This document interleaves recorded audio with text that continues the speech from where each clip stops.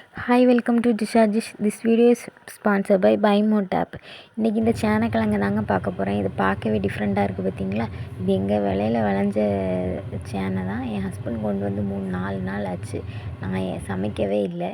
இது என்ன டிஃப்ரெண்ட்டாக இருக்குது, சேனை மாதிரியே இல்லையே, கடைகளில் பார்க்குறது டிஃப்ரெண்ட்டாக இருக்கே அப்படின்னு கேட்டதுக்கு, இல்லை இதுதான் நாட்டு சேனை, அது மலை சேனை அப்படின்ட்டாங்க.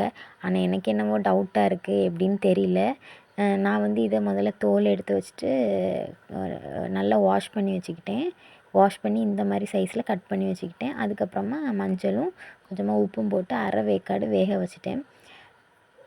கூட்டெல்லாம் இருந்துச்சுங்க, ரொம்ப நாள் ஆகிடுச்சு. இனி நாசாயிருமேன்னு சொல்லிட்டு சரி நைட்டோட நைட்டாக சமைச்சி வச்சிடலாம் அப்படின்னு சொல்லிட்டு 9 o'clock இந்த வேலை நடந்துச்சு. சரின்னு சொல்லிட்டு ஒரு அரை வேக்காடு வேக வச்சுட்டேன். அதுக்கு மசாலா பொருள் என்னெல்லாம் போட்டேன்னா, கொஞ்சமாக காஷ்மீரி சில்லி, அப்புறமா மிளகா பொடி, அப்புறமா மஞ்சள் பொடி.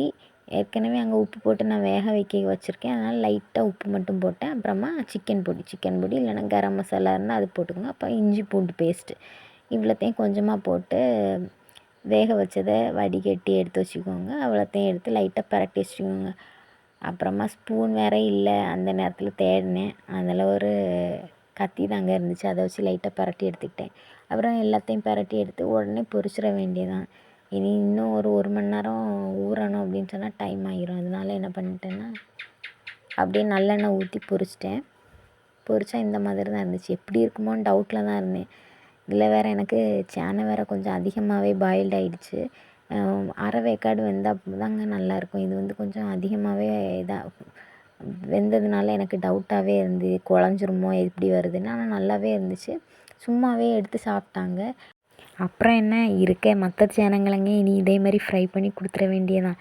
அப்போ கூட்டு கொஞ்சம் மிச்சம், செலவும் மிச்சம் அப்படின்னு சொல்லிட்டு நானும் நினச்சிக்கிட்டு இருந்தேன்.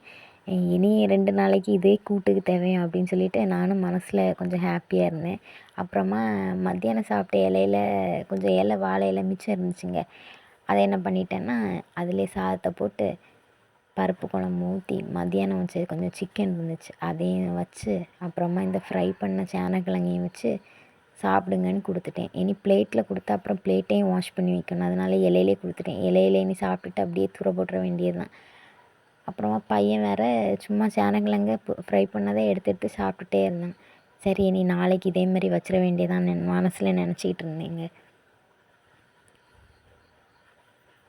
ஆனால் இந்த மாதிரி நைட்டு அவசரமாக பசியோடு சாப்பிடும்போது ரொம்ப டேஸ்ட்டாக தான் இருக்குது. ரொம்ப பசியாக இருந்துச்சு. அந்த நேரத்தில் இத்தனை டிஷ் வச்சு சூப்பராக இருந்துங்க. வீடியோ பிடிச்சிருந்தா லைக் பண்ணுங்கள்.